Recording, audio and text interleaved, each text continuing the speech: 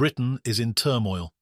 The decision not to increase the sentence of Southport child killer Axel Rudakubana has sent shockwaves through the country, leaving families devastated and the public outraged.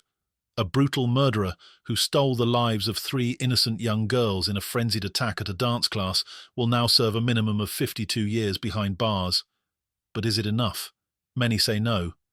MPs, legal experts, and the grieving parents of the victims demanded tougher justice, but the Attorney General has made it clear the sentence will stand. And just like that, the case is closed. The families of the victims had held on to hope that the government would listen, hope that justice, real justice, would prevail. But today, that hope has been crushed. The ruling has ignited a fierce debate about the UK's sentencing laws, particularly when it comes to minors who commit the most heinous of crimes. Should age be a factor when dealing with mass murder? Should a 17-year-old who slaughtered children in cold blood be given the same considerations as a misguided youth who made a tragic mistake? For many, the answer is simple. Rudakubana should never be allowed to see the light of day again. That tragic night in July 2024 will never be forgotten. A Taylor Swift-themed dance class, filled with the laughter of children, turned into a scene of horror. Parents who had dropped their kids off, expecting to pick them up after a joyful evening, instead walked into a bloodbath. The lives of Alice de Silva Aguiar, Bebe King, and Elsie Stankham were stolen in the most barbaric way possible. Rudakubana didn't stop at just those 3. He attempted to murder 8 other children. He tried to kill the dance instructor. He went after a businessman who was simply in the wrong place at the wrong time. The sheer savagery of his attack left even hardened police officers shaken. When the sentence was handed down, 52 years minimum, many thought it was far too lenient. It is, after all, the second longest minimum sentence in modern British history. But it's not a whole life term.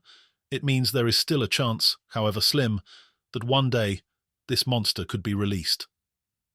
Southport MP Patrick Hurley led the charge to have the sentence reviewed, branding it not severe enough. Parents of the surviving children were vocal in their outrage. "He should rot in jail," one parent told reporters, adding, "The law needs changing." The demand was clear. If someone is capable of committing such a horrific crime, their age should not protect them from the harshest possible sentence. But the Attorney General has now spoken. After consulting with legal experts, Lord Hermer KC declared that there was no legal basis for increasing the sentence. In his official statement, he acknowledged the horror of the crime, calling it senseless and barbaric, but ultimately insisted that the court had done its job. The backlash was immediate. Many argue that the current laws shield young offenders from the punishment they truly deserve. Had Rudakubana been just 1 year older, a whole life order would have been possible. The difference between a 17-year-old and an 18-year-old in the eyes of the law has never felt so stark. The Conservative leadership is now pushing for reform. Kemi Badenoch and Shadow Home Secretary Chris Philp both insist that for the worst, age should not be a barrier to full justice. Even Prime Minister Keir Starmer, normally measured in his words, stated that this vile killer will likely never be released. But likely isn't good enough for the families. What if the laws change?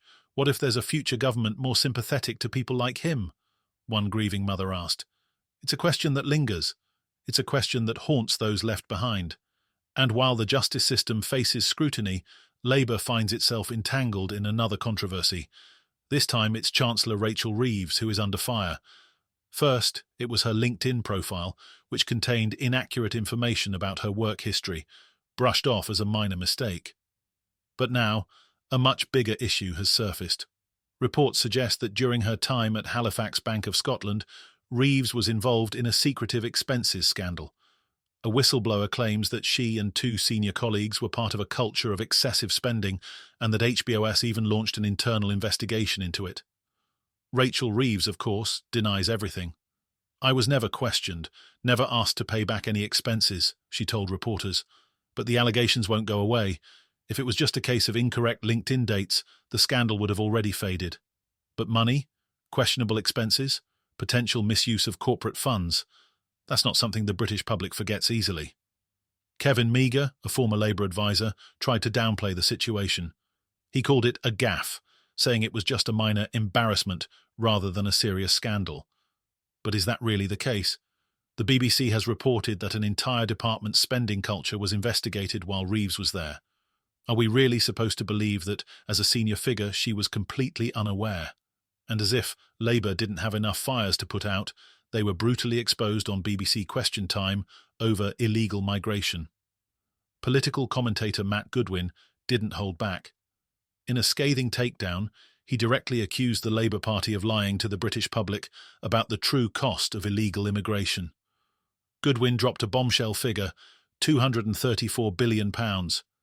That's how much taxpayers are expected to fork out over the next 2 decades due to Labour's policies. And the real kicker? According to Goodwin, more illegal migrants are arriving than Labour is actually removing. Worse still, most of those who do leave do so voluntarily, not through forced deportation, and it gets even darker. Goodwin laid out exactly why Britain's immigration system is in chaos. He claimed Labour has decriminalised illegal migration, making it easier for people to stay. Scrapped age checks for migrants, meaning adults can pose as children for better treatment. Offered indefinite leave to remain after just 5 years, meaning once someone is in the UK, they're almost impossible to remove. Allowed generous welfare benefits, making Britain an even bigger magnet for illegal crossings. Goodwin's words hit like a hammer. They're going to keep coming because we have no deterrent, he warned, and the numbers back him up. Illegal crossings are up 15% from the previous year. The backlash was immediate. Labour MP Stella Creasy tried to fight back, claiming that people granted refugee status deserve a route to citizenship, but with public anger already at boiling point, her words did little to calm the storm. This is where we are. A country divided. A legal system that lets child killers escape full justice. A government embroiled in financial scandals. A nation drowning in an immigration crisis, while the party in power insists that everything is fine.